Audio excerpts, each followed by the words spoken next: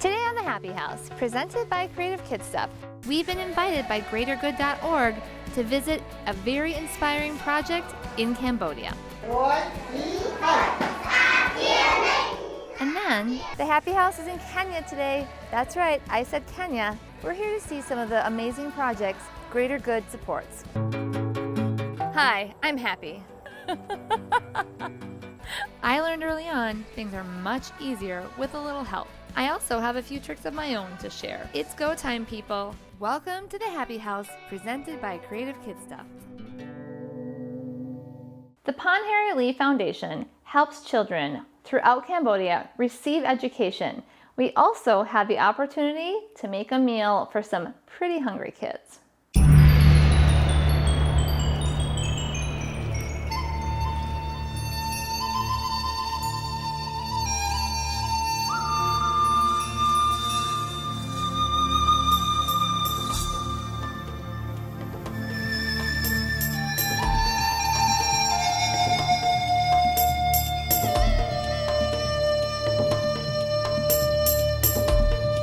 Each year, millions of tourists visit Cambodia to ride in a tuk-tuk, buy handcrafted souvenirs from the locals, and take in the magic of the temples of Angkor Wat.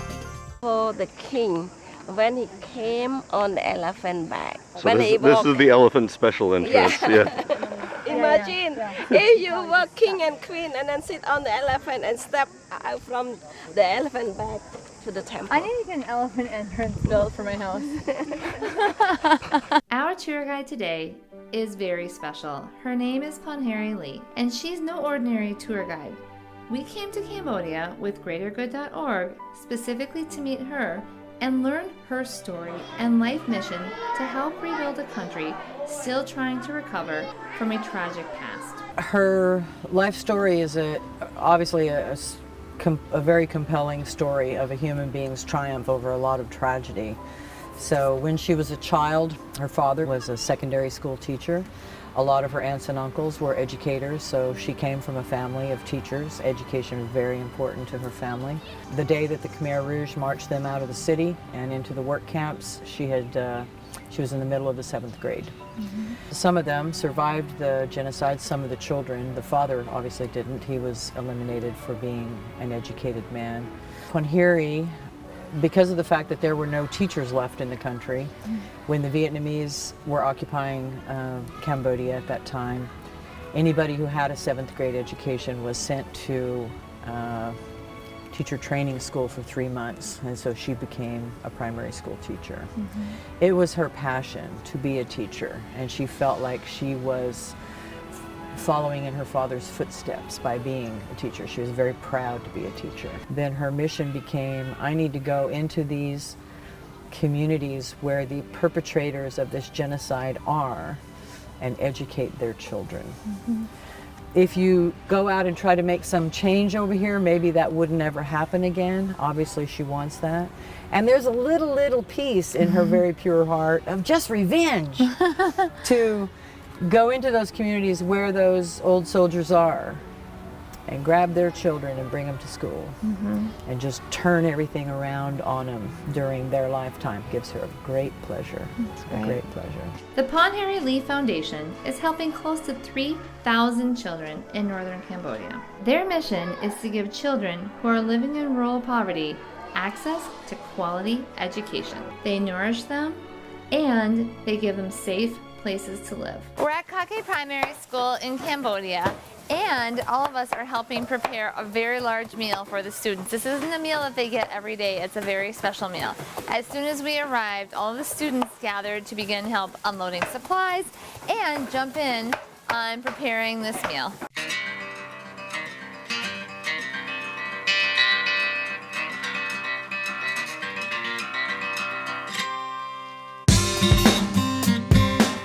Making the meal with the students was great. Chopping cabbage. I chopped cabbage like I haven't chopped cabbage before. I saw you chopping cabbage, girl. Uh-huh. Mm-hmm.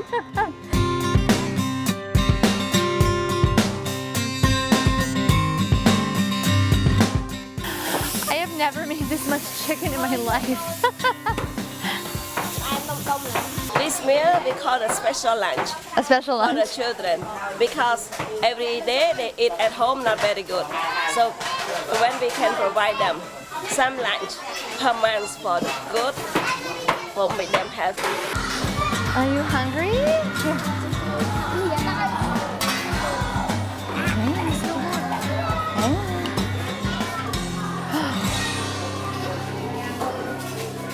Sometimes they want to take some to their family. So they eat and they see if we finish, they keep the rest for their mother. So since then, we don't cook only for them. Right. Cook a little bit extra so that they can bring home a little bit.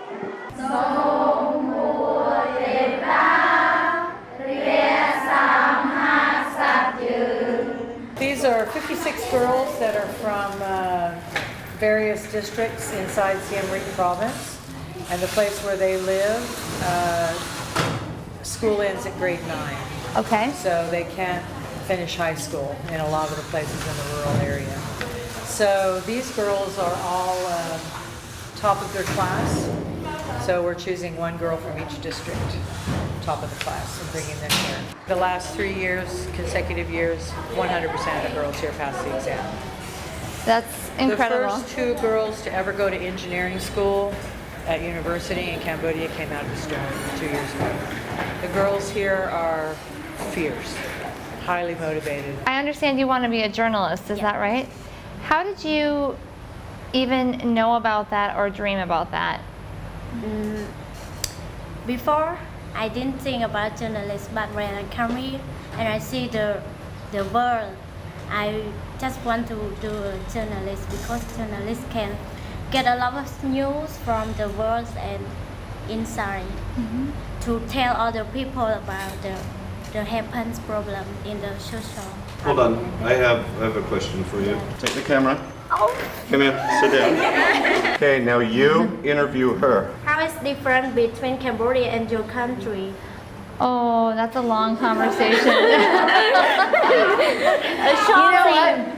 You know what's interesting actually is many things are the same. It really comes down to people caring for other people and communicating with other people, and that's the same. That's all the same. So there's a lot of differences, but it really comes down to just making a difference and people caring for people. Thank you for this answer. Thank you for interviewing me. Yes, nice job. Hold on. This is your first ever professional journalism job. You get paid. Thank you.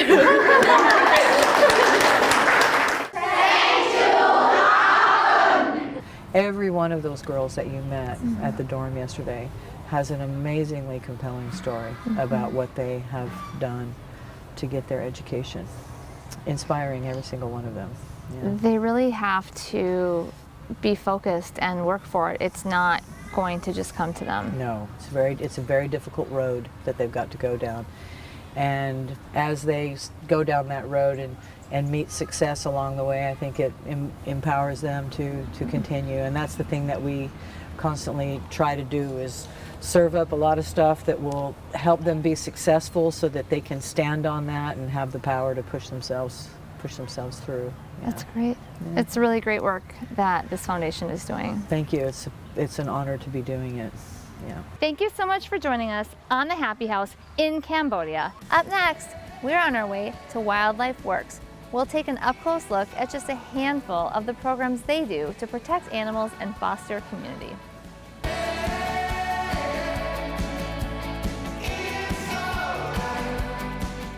Out in the middle of basically nowhere, Rukinga, Kenya, Wildlife Works works very hard to protect animals and build communities. Tell me what your mission is and then really what happens here. Essentially, we're a conservation organization. Our mission is to find ways to conserve elephants and other endangered wildlife and the forest habitat in which they live. And what's unique about us, I think, we provide income to the community through jobs, and we bring investment into the community through the international marketplace for environmental services that are provided. That's our mission, is to harness the power of the global marketplace to conserve wildlife.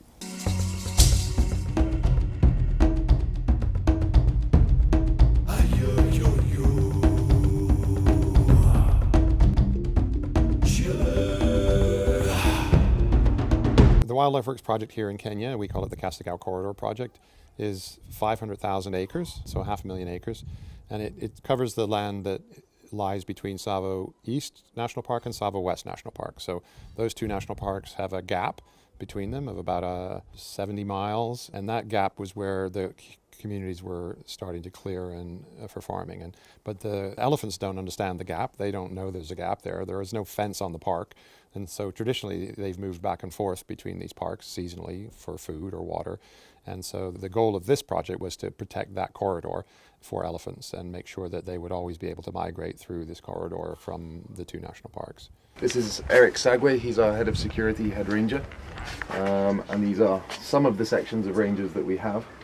So these guys are responsible for looking after the entire project area. We had the opportunity to visit with a group of rangers.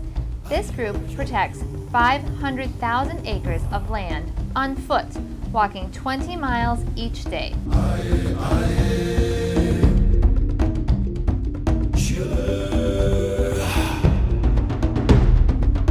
They track animals and scout for poachers. This is a very dangerous job, and their lives are often at risk. Last year when we were here, our shoes actually were worn out completely. But when you came in, I made a very, very simple request about shoes, and in fact they were delivered. About 300 pairs. My team received 2 pairs each. Everybody is very, very happy. These are multi-purpose shoes. You can wear it to church, you can wear it to the weddings, and you can operate with them in the bush. So they are very, very nice. They wear these to the weddings? Yeah, they wear them to the weddings. Nice. Sure, sounds fun. You guys do amazing work. Thank you. Yeah. Thank you. Sante sana. So GreaterGood's been a great partner for us in a number of ways. I think the thing that we value the most is having a business relationship with GreaterGood, because GreaterGood needing product and selling product means jobs for the women who have to make the product. So that's the most important relationship that we have. GreaterGood has a fabulous audience of caring people who buy things. And so the money from buying those things does great things, but actually the making of those things can also do great things if they're made in a project like this. And so that's the biggest impact, I think, and the best impact is that your demand for products that we can produce here mean more jobs that we can then give the community. In addition, GreaterGood has also worked with some of our local women's groups and some of our local school groups to provide separate funding for those activities that are also very helpful to extend the benefits to the community of this project. I've never had a welcome quite like this, and I don't think I ever will again.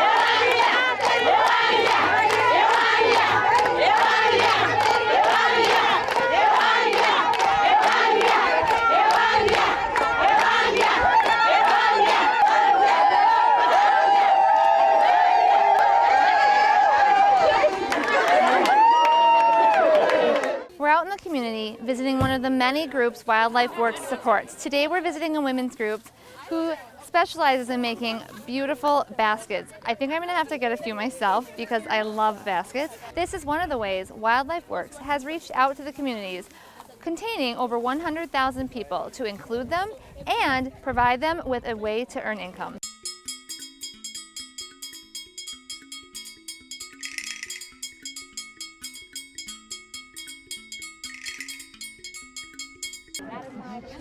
Really right now. What's the haul? I only have the, listen, one for Poopsie, one for me, and then this tote, which I need a market tote. Let's make a definition. Poopsie is your mom's My nickname. mom. I'm bringing a Prezi home for my mommy. Nice. Very restrained, Happi. Good job. I feel like I want one more. Yet again, I'm international with Happi, and she is shopping. It's for a good cause. Your house? It's for two good causes. I'm not being silly. These baskets are beautiful, and it really is for a good cause, because these women, if they don't have the income from this, are forced to do other things like making charcoal, and it's bad for their environment, and it's actually bad for them. So this is a much healthier way for them to send their children to school and put food on the table.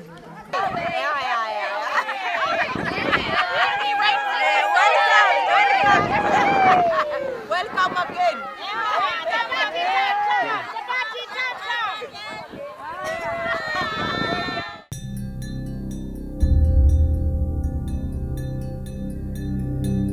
I'd always heard how hard it is in drought-stricken Africa to grow anything because of the lack of water.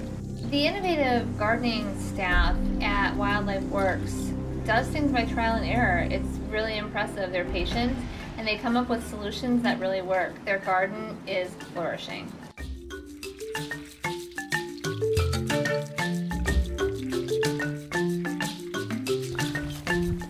All our activities in Wildlife Works, as I'm sure you have been told, are geared towards conservation of wildlife, that is plants and animals as well. We establish forests and plant trees where there has been degradation and in new areas. We collect approximately 30,000 tree seedlings from the community. We nurture these seedlings until the next rains, the longer rains, which come in November, December. Thereafter, during the rainy season, we distribute it back to the community. We buy from them, but when we distribute, we give it out free of charge. So that way we are contributing to reforestation and afforestation in new areas. The most important thing is to employ the local people. So people have only two resources, that is animals and the trees for burning charcoal. If they were not here, majority of them would be engaged in either of those two at a certain level. Most people don't realize that probably estimates are something like 80% of Africa's rural population, maybe higher, use charcoal as a fuel or produce charcoal to sell as a product. A sad but interesting fact is that when you see a bag of charcoal on the highway here, which is where it is stored before it's transported up and down in the market, 7 of those sacks represent one 200-year-old tree. So an ancient hardwood tree is rendered down to 7 sacks of charcoal, and the market value of those 7 sacks of charcoal is used to be $20. Now it's probably $40 because the scarcity of the wood to turn into charcoal is increasing the price. We're at the Wildlife Works greenhouse learning about innovative methods for organic gardening. It's really incredible. Vertical farming is a way to stretch your resources. 3 of these upright containers equals 1 row of plants. That's 24 meters of space in these compact containers. It is a skill that not everyone can do this very easily. I taught these guys to do it, and now because I've not been doing it, now they're better? They're much better. I don't even know. Isn't that how it goes? I don't even want to try now.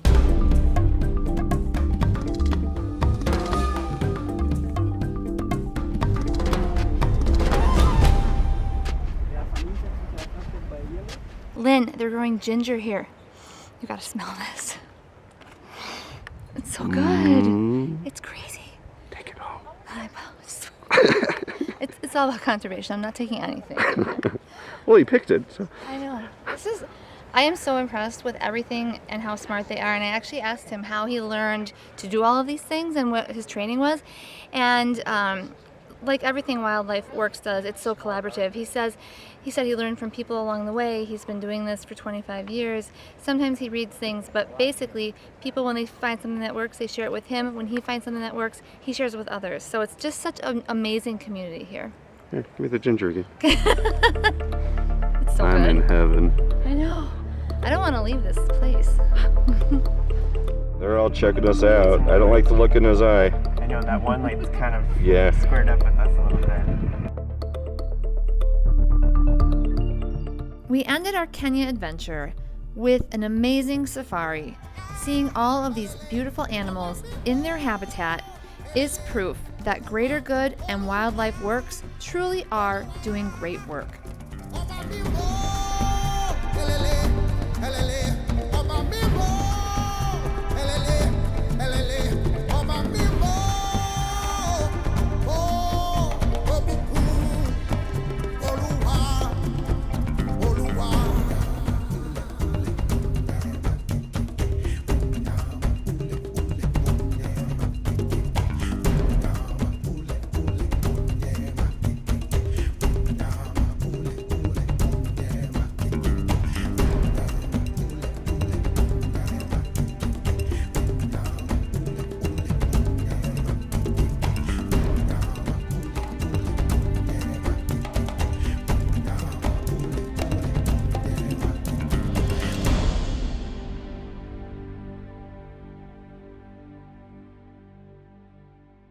This was the trip of a lifetime, and I will never forget it. I was so impressed and really oftentimes moved by all the work that's being done.